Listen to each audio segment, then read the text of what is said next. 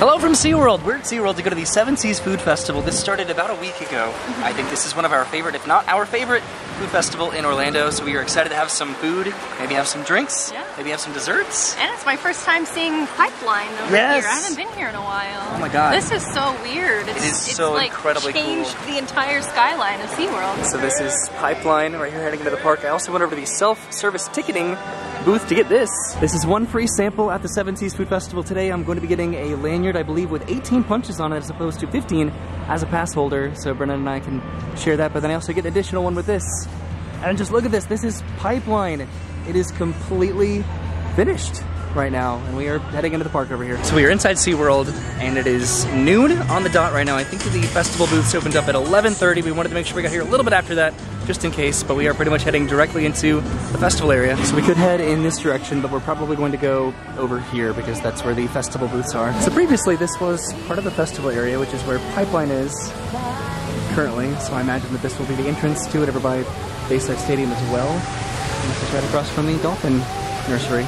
And Brennan's getting a little booklet for the Seven Seas Food Festival, and we're gonna go right around the corner to pick up our tasting sampling lanyard. Yeah. All right, so I got the sampling lanyard. It's a 15 item package for $85, or a 10 item package for $70, or as a pass holder, you get the 18 punch lanyard for the price of the 15 punch lanyard. And then also apparently I got some reusable utensils there. Okay, so I think we're heading right over here. This is probably our first booth to encounter. And there's the Observation Sky Tower right there. We have not done that in a long time. So a lot of the booths so far just have alcohol. That booth back there has this maple hog, cinnamon, bacon, whiskey, maple glaze roll. And then this is the Caribbean market. Brennan's checking out the menu over here. They have a smoked jerk chicken slider, a ropa vieja, and then a pineapple dream cake. What do you think, Brennan? Anything here? Or maybe not right now? I don't know. I'm hungry. But I know that there's a lot of other things here, because I've already looked at the menu, that are like a lot better. So we might come back to that booth, but the next booth is the All-American Market. They have a classic Reuben, lobster mac and cheese, crispy Brussels sprouts, and then a strawberry shortcake a la mode. Okay, so Brennan actually went back to the Caribbean Market to get this, which is a specialty cocktail, or a mocktail. Yeah, it's a mocktail. Oh, this is the Caribbean Sunset Mocktail with orange lemonade, Sprite, and grenadine. Yeah. And then you got two of those with some candy straws, and then this is what I got from the All-American Market, which is the crispy Brussels sprouts, which is Brussels sprouts, applewood bacon, vinaigrette, and almonds. And then this is what I got, the lobster mac and cheese, which is sharp cheddar, lobster, shallots, and green onion. Okay, so Brennan's going to be trying the Brussels sprouts. So I got these because I've never had Brussels sprouts before.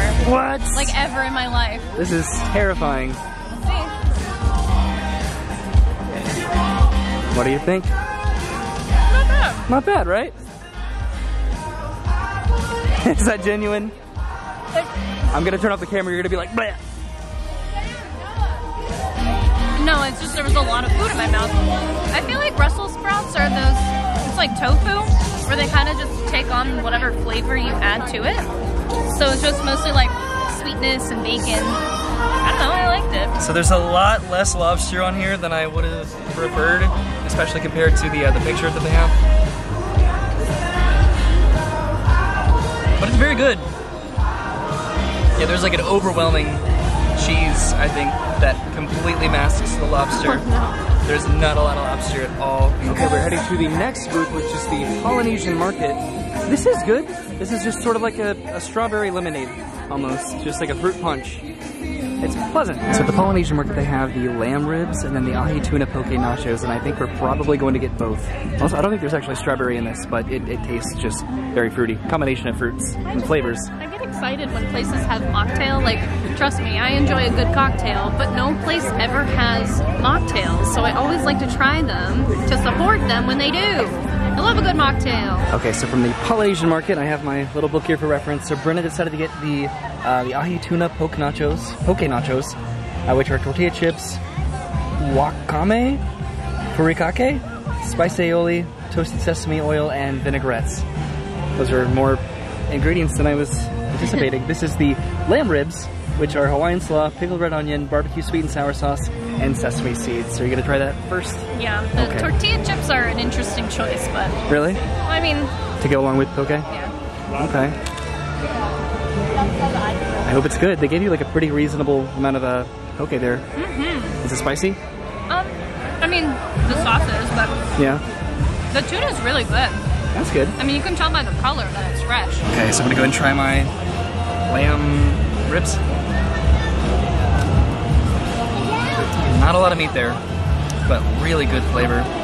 I like sesame taste.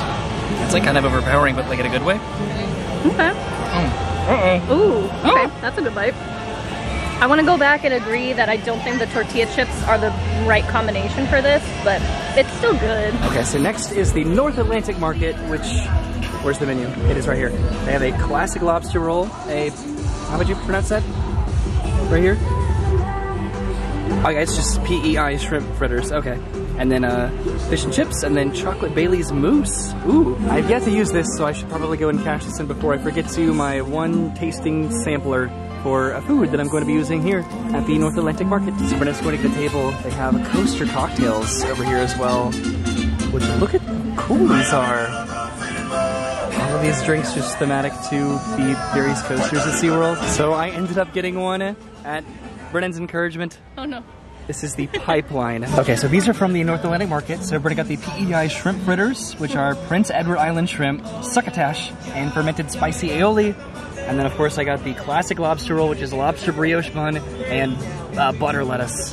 Which is a very reasonable portion. And then over here, this is from Coaster Cocktails, the pipeline, because we were looking at pipeline a little bit earlier. So this is Hendrick's Gin, Tito's Vodka, Bacardi Rum, Peach Schnapps, Grenadine, Orange, and Pineapple. I didn't realize it had rum in it too. Oh my gosh. Yeah. No wonder it tastes a little off. And it's like a Capri Sun, almost. It's very interesting, but we wanted to just pay homage to Pipeline. Are you ready? I'm ready. Okay. This looks like it's delicious. Is it not? I think I expected it to taste like something else. Like a conch fritter? Maybe? Maybe. I mean, it's the same concept, but it didn't like hit me the way that I was predicting it to. Oh no. It's not terrible. So this is sort of the amount of lobster that I was hoping for on my mac and cheese back there. Ooh, that's got a nice crunch. Not my favorite roll. Oh, the roll sounded great.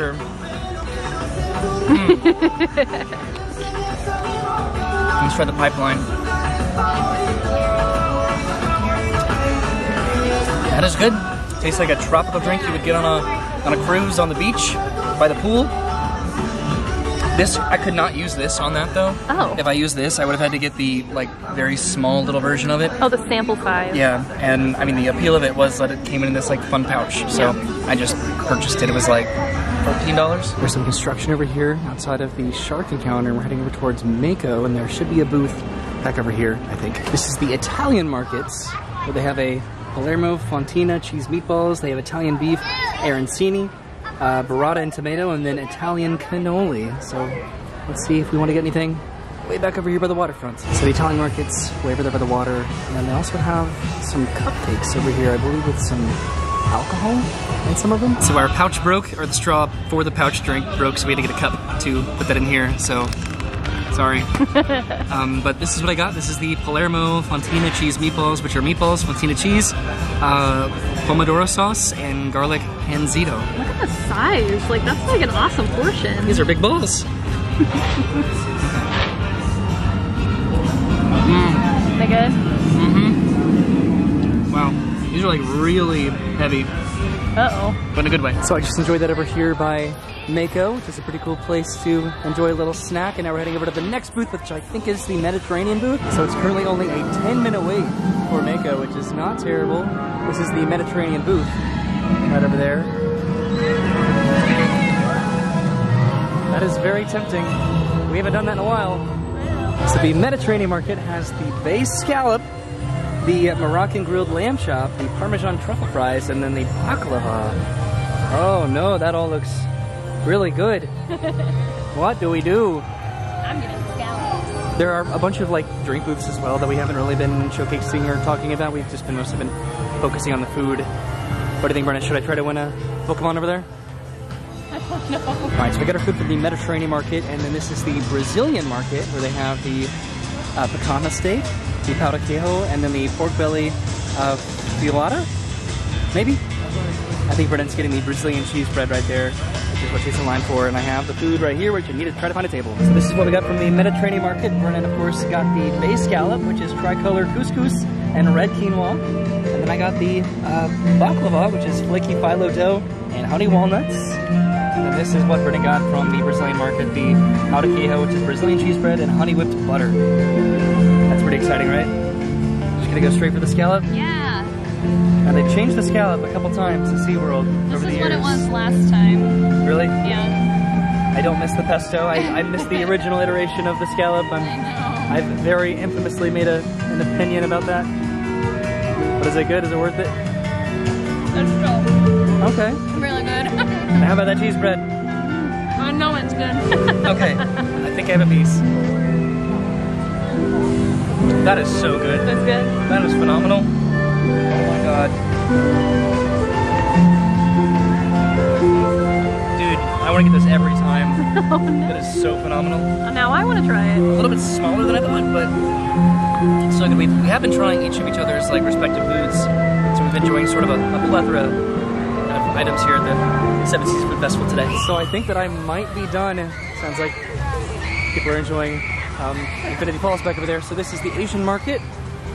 They have a guabao, and then a Korean corn dog, deep fried dumplings, and bingsu salted ice cream. Might have to come back to this. So back over here is where the Waterway Grill is, where they don't really have any food options. They do have this pipeline surfboard pretzel, but then mostly it's just alcoholic beverages, I think, over there. Beers. So Brennan stopped off to get a Powerade back over there by the Asian market. And guess how much it was? $7.25 for a Powerade. So outside of the SeaWorld Stadium over there, they have the Irish market, where they have a corned beef hash, a Guinness beef stew, and then a Jameson bread pudding. I think we're okay on this right now. Yeah, so what I think we're probably going to do is start in this direction, going this way next time, because I am pretty full. I think I got a little bit too full. I know, I'm saving myself for the Bananas Foster beignets that I like to get every year. This is Mama's Pretzel Kitchen, and then on the other side of it is the German market. So over here, I don't know if they have anything new. They have a bratwurst, a pretzel on a stick, and then apple strudel. Dang it! I want to come back for that. A lot of these prices are definitely pretty high. That's why we elect to get the sampling lanyard, because it's a little bit cheaper comparatively to buy that versus the actual item outright. So we're heading through Sesame Streets right now.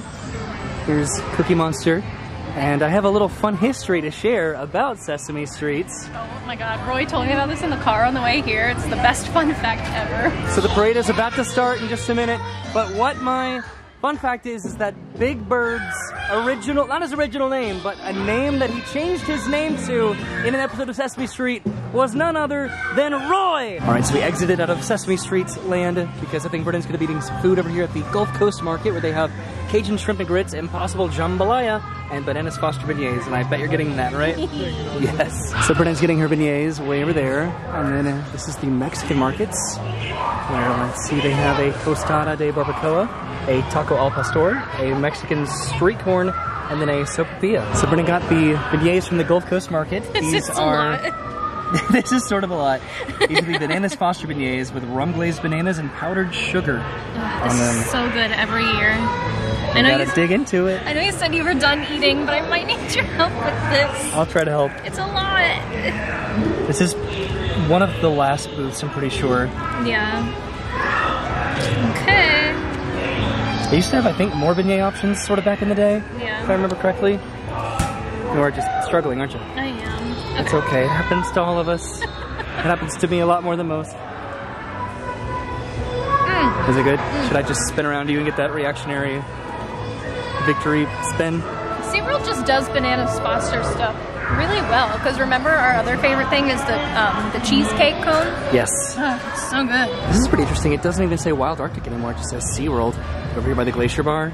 And I think they have a Seven Seas Bougie Donut apparently back over here, but this is the last booth. And again, there were like multiple like beverage booths all around SeaWorld, but that was it. Okay, so we're over by Icebreaker, and we're heading up to the SeaWorld Stadium because I want to show the videos that I was talking about over there when it came to Big Bird / Roy.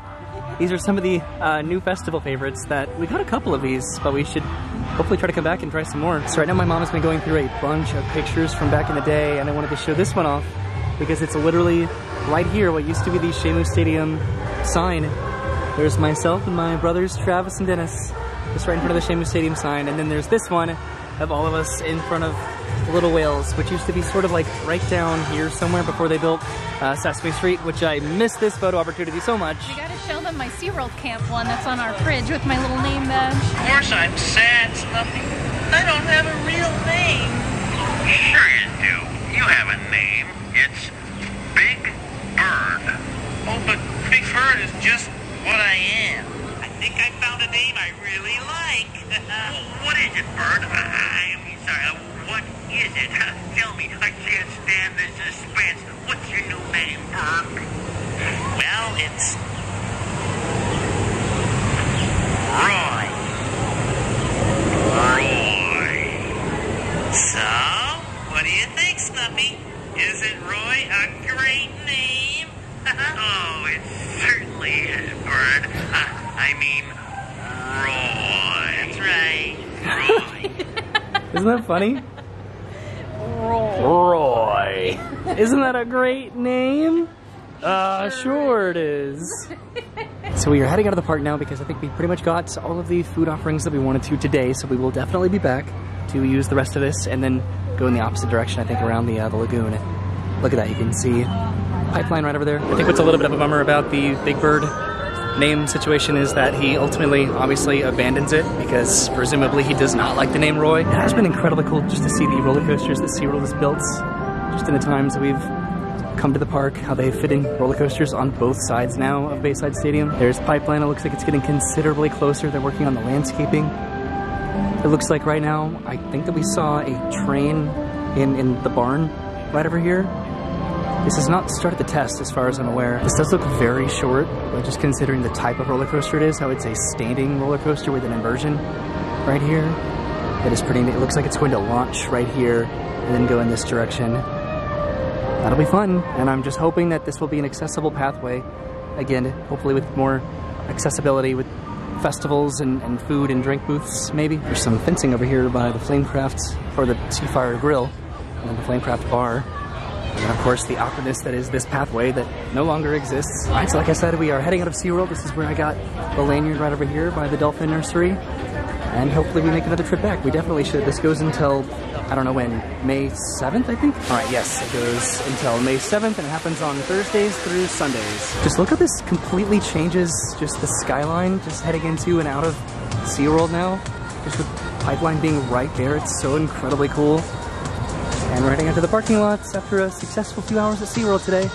Yay! So that concludes our first trip to the 70s Food Festival this year. We used about half of our punches, maybe a little bit more, and we had such a great time. Just all of the food that we got. We didn't ride any rides or see any shows, but ultimately it was about the food today and the drinks that I think we got a couple of. We got some mocktails and I got that Capri Sun. We did see the fountain lady though. You're watching her do her show. That's true. That was over by. I was like, that wasn't edible. No, but there was a living statue fountain lady that was performing over by the Nautilus Theater, so that was fun to see while we ate over by, I think, Brazil. But ultimately, all the booths that we went to had really good food. Some of them were slight misses, just depending on what we presumed that the food would be, but it was still delicious, and we did try each other's foods, and ultimately we were impressed and surprised, and we will definitely come back and have another trip to the festival soon. You're always disappointed in how they changed the scallop up on you, but I still really love every iteration that they've done of the scallops. I actually did not have your scallop. You ate that whole scallop. Because they only gave me one. I didn't want to share that. It said in the thing, it said, sea scallop. Okay, so that was our trip to SeaWorld for the 7th Seas Food Festival. Thank you for coming with us. We'll see you soon. Have a great day. Thanks for watching. And goodbye.